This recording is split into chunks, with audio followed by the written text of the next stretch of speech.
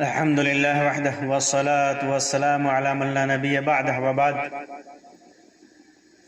محترم سامعین و ناظرین، آج کی اس مجلس میں آپ کے سامنے ان دو جہنمیوں کے بارے میں بتاؤں گا جن کا ذکر اللہ کے رسول صلی اللہ علیہ وسلم نے کیا ہے۔ وہ روایت صحیح مسلم کی ہے، جابر بن عبداللہ رضی اللہ تعالیٰ عنہ سے مروی ہے، اور اس روایت کے بعض حصے صحیح بخاری اور دیگر کتابوں کے اندر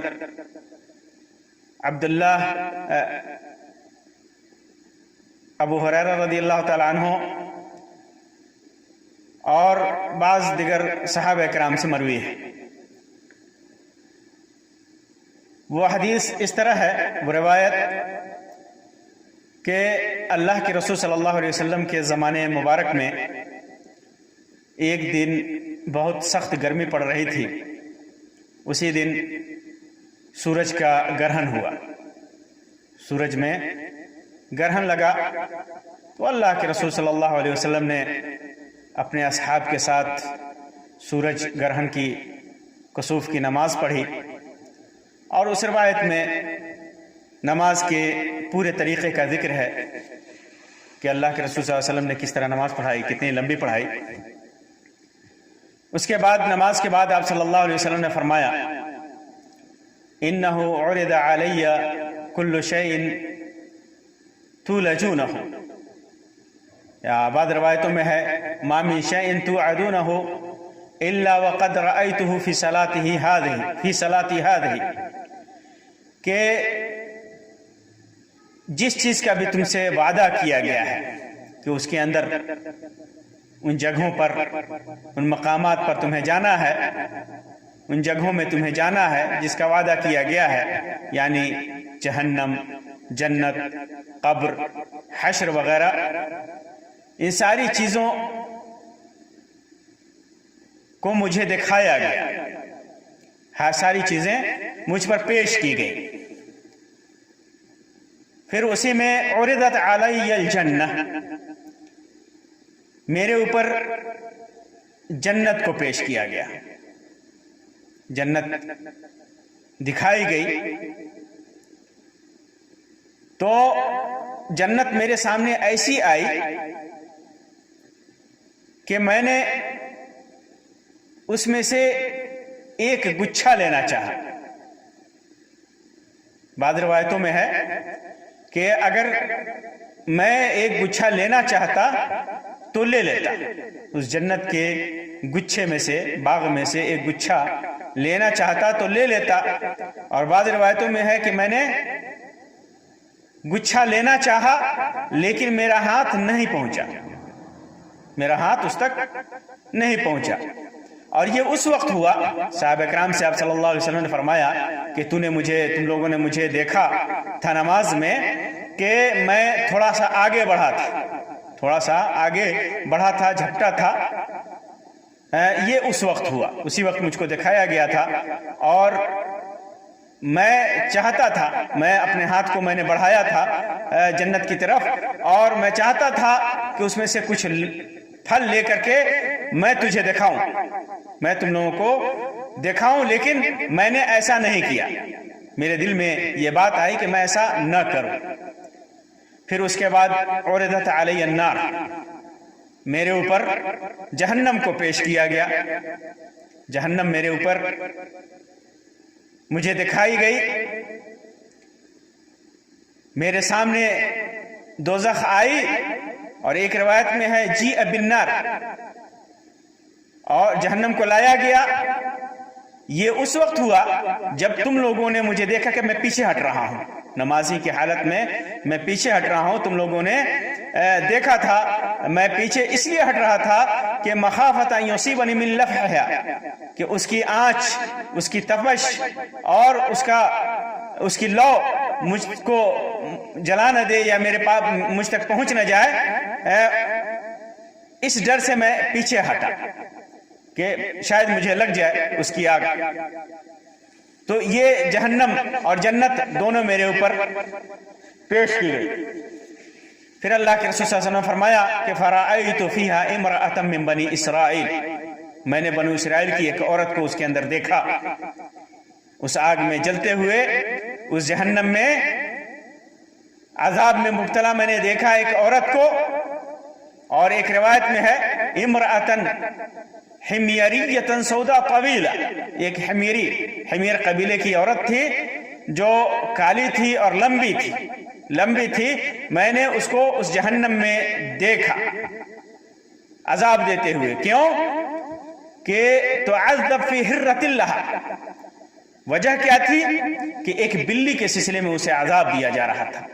ایک بلی ہے جس بلی کو اس نے باندھ رکھا تھا، اس بلی کو اس نے رسیوں میں باندھ رکھا تھا، اسے چھوڑتی نہیں تھی کہ وہ اللہ کی زمین میں گھوم کر کے زمین کی چیزوں سے کھائے، زمین کے کیڑوں مکوڑے کھا کر کے اپنی زندگی گزارے۔ اس نے اسے کھولا نہیں بلکہ باندھے رکھی، یہاں تک کہ وہ بلی مر گئی۔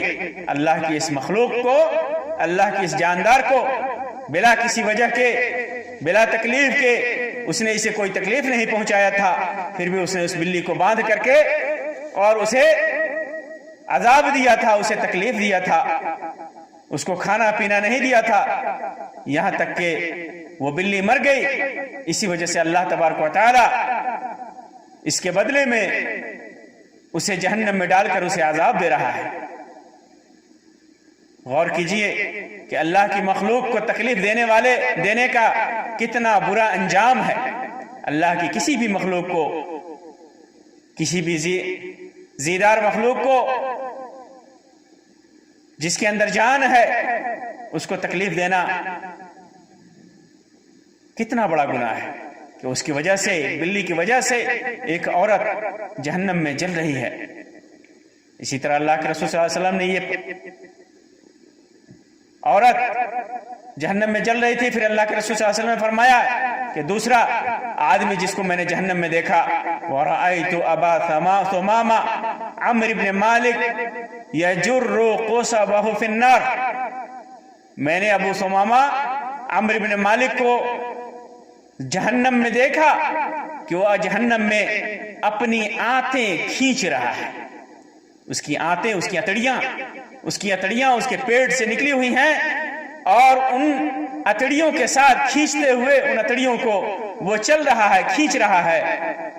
اور ایک روایت میں ہے کہ میں نے صاحب المحجن کو دیکھا جو اپنی اتڑیوں کو، صاحب المحجن اپنی اتڑیوں کو دیکھا کہ وہ جہنم میں کھینچ رہا، صاحب محجن کو دیکھا کہ وہ اپنی اتڑیوں کو جہنم میں کھینچ رہا ہے۔ محجن کہتے ہیں کہ ایک لاٹھی ہوتی ہے لکڑی، جس کے اوپر، جس کے سرے پر نوک بنا ہوتا ہے، کانٹے دار نوک بنا ہوتا تھا۔ وہ کرتا کیا تھا؟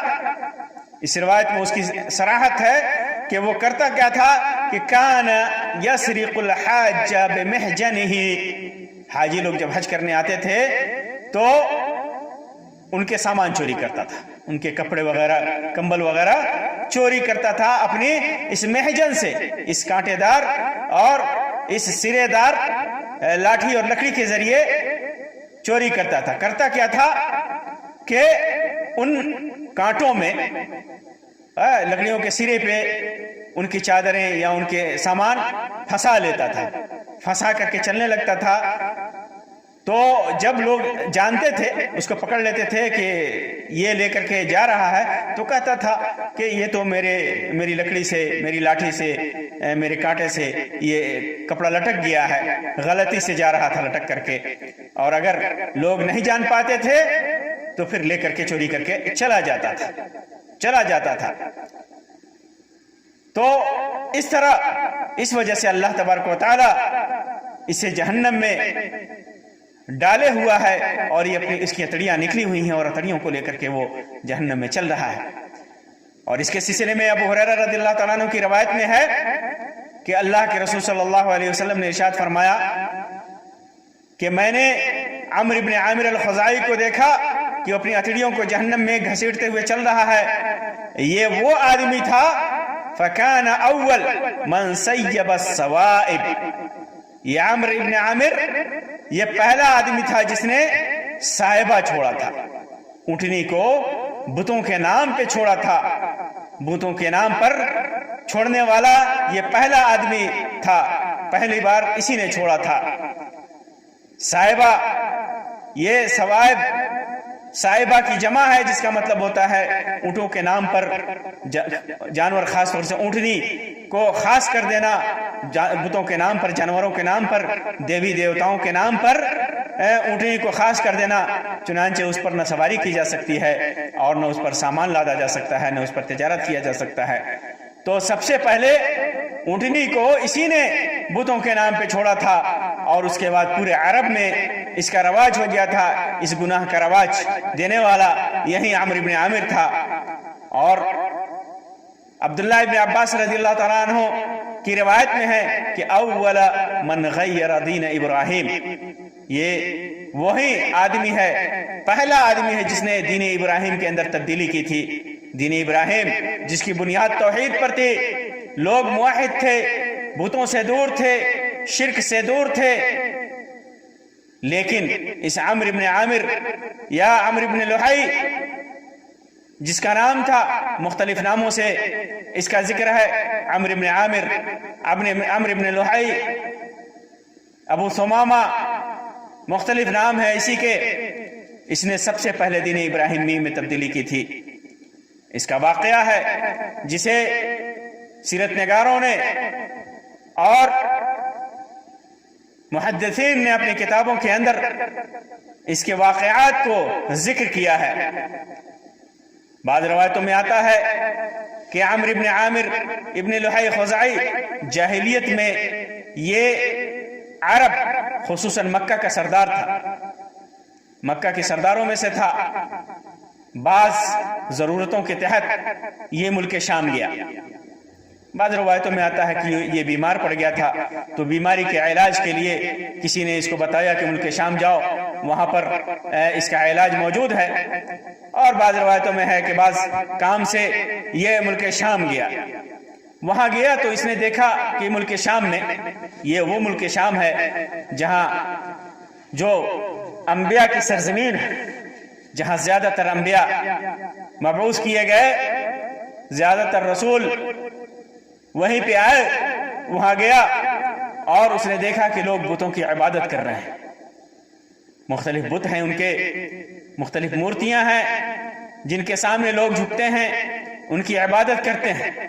تو اس نے وجہ پوچھی، اسے بڑا اچھا لگا کہ لوگ جو ہے ان کے سامنے سجدہ کرتے ہیں، ان سے منتیں مانگتے ہیں۔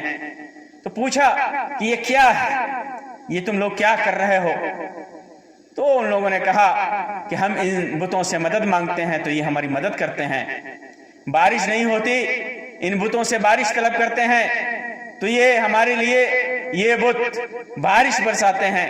تو اس نے کہا کہ ہمارے مکہ میں بارش کی بہت زیادہ ضرورت ہے، ہم بارش کے زیادہ محتاج ہیں، ہمیں ضرورت ہے کہ ہم انہیں لے جا کر کے ان سے بارش طلب کریں، تم لوگ ایک بت مجھے دے دو۔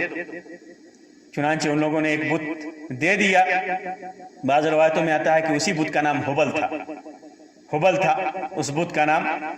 حبل کے بعد ہی مکہ میں بہت سارے بتوں کا رواج ہوا، جن میں لات، منات، عزا نامی مختلف بت نصب کیے گئے خانہ کعبہ کے اندر۔ یہ حبل نامی بت کو لے کر کے آیا اور اس نے جا کر کے مکے میں اس بت کی طرف، اس بت کی عبادت کی طرف لوگوں کو بلایا، اور پھر وہاں سے جزیرہ عرب میں بتوں کا رواج ہوا، بتوں کی لوگ عبادت کرنے لگے، ایک اللہ کو چھوڑ کر بتوں کے سامنے سر جھکانے لگے، بتوں کا سجدہ کرنے لگے۔ یہ وہ پہلا آدمی تھا جس کی پاداش میں جزیرہ عرب میں بت پرستی کو رواج دینے والا یہ پہلا آدمی تھا جس کی پاداش میں اللہ تبارک و تعالیٰ نے اسے جہنم میں ڈال دیا ہے۔ جس کی اتڑیاں نکلی ہوئی ہیں اور اتڑیوں کو گھسیٹتے ہوئے جہنم میں چل رہا ہے۔ ایک بات یہ بھی ذکر کی جاتی ہے کہ جناتوں کی طرف سے اسے خواب میں دکھایا گیا کہ نوح علیہ السلام کے زمانے میں جو بت تھے جن کا ذکر قرآن مجید کے اندر ہے، سواع، ود، یغوث، یعوق، نصر، یہ سارے جس نام کے بت ہیں یہ سارے بت جدہ کے اندر مدفون ہیں۔ جدہ کے اندر ایک مقام پر انہیں دفن کیا گیا ہے۔ چنانچہ یہ عمرو بن عامر جدہ آیا، لوگوں سے مشورہ کیا اور ان بتوں کو نکال کر ارض تہامہ چلا گیا، تہامہ نامی مقام پر چلا گیا۔ اور پھر جب حج کا موسم آیا اور مختلف قبائل کے لوگ عرب کے حج کرنے آئے تو ان میں ان بتوں کو تقسیم کر دیا اور یہ سارے لوگ ان بتوں کو لے کر کے اپنے اپنے قبیلوں میں چلے گئے۔ چنانچہ مختلف قبائل کے مختلف بت ہو گئے۔ جزیرہ عرب میں جتنے قبائل تھے ان میں اکثر قبائل میں یہ بت تقسیم ہو گئے، سب کا اپنا اپنا معبود ہو گیا، سب کا اپنا اپنا بت ہو گیا اور لوگ اسی کی عبادت کرنے لگے۔ پھر اس کے بعد لوگ ایک اللہ کو بھولنے لگے اور ان بتوں کو ہی اپنا رازق، اپنا رب، اپنا معبود سمجھنے لگے، انہی کی عبادت کرنے لگے۔ تو اس طرح یہ عمرو بن لحی کی وجہ سے جزیرہ عرب میں سب سے پہلے بتوں کی عبادت رائج ہوئی۔ سب سے پہلے اسی کی وجہ سے مختلف قبائل میں بتوں کی عبادت کا رواج ہوا، یہاں تک کہ جب اسلام آیا تو خانہ کعبہ اور پھر جزیرہ عرب کو ان بتوں کی عبادت سے پاک کیا گیا، ان بتوں سے پاک کیا گیا۔ تو یہ وجہ ہے کہ اسے عمرو بن لحی کو جہنم میں عذاب دیا جا رہا ہے۔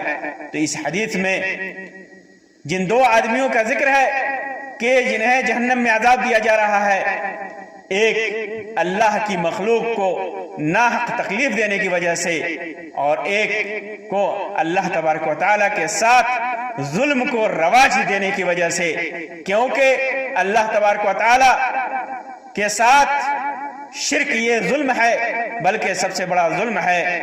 اللہ تعالیٰ نے فرمایا ان الشرک لظلم عظیم، کہ شرک یہ ظلم عظیم ہے۔